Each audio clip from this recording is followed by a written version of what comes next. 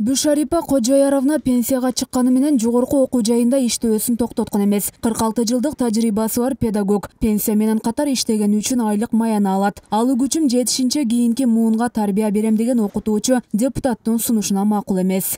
Пенсионный фондко төлөдүк акчаны.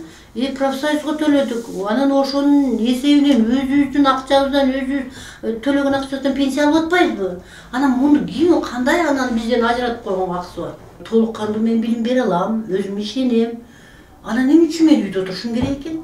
Депутат Таабалды Тиллаев иштеп жаткан пенсионерлер же айлык же пенсия гана алышы керек деген сунушту айткан. Бирок коомчулуктун кескин сынына кабылган соң эл өкүлү бул боюнча биздин каналга төмөнкүдөй түшүндүрмө берди.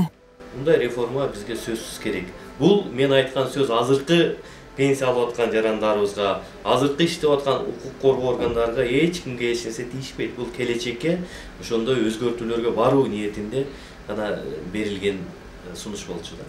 Бирок 65 жашка чейин мамлекеттик кызматта иштөөгө мыйзам жол берет. Милициянын ардагери Мамат Ибраим Самиев эл өкүлүнүн айтканына кошулбайт. Ал укук коргоо тармагында иштегендер эрте пенсияга чыкканы менен өмүрүн тобокелге салып, күнү түнү иштейт деп белгилейт.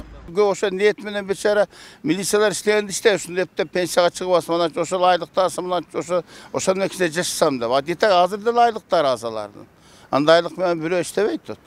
Ачык айтканда, контейнерде отурган тиги содагер деле айына бир 20-30 миң табат, булар кага жетпейт да.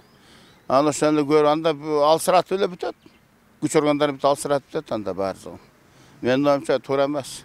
Пенсия боюнча реформага баруу керек деген оюн айткан эл өкүлүн кубаттагандар да жок эмес. Анткени бардык жарандарга бирдей шарт түзүү керек дешет. Баягы жогорку жанагы айлыгы көп, 40 миңден жогору айлык алып, пенсиясы да андан да жогору болуп, айлыгы 100 миңдин тегерегинде болуп кетсе көп бириккенде. Анда ошол жанагы реформа кылып, ошол жерден бир айлыгын алыш керек же пенсиясын алыш керек деген маселени кылыш керек да. Дагы бул жерде маселе бар. Пенсиясын алгандан кийин пенсияда чыгып кетсин дегенчи. Бул жерде мисалы албетте жаштарга орун бошотуп, пенсия алгандан кийин чыгып кетиш керек. Бирок жанагындай жери бар да, эгерде ошол жерге татыктуу кадр жок болсо, татыктуу бир адам жок болсо, ал жерде иштеш керек да.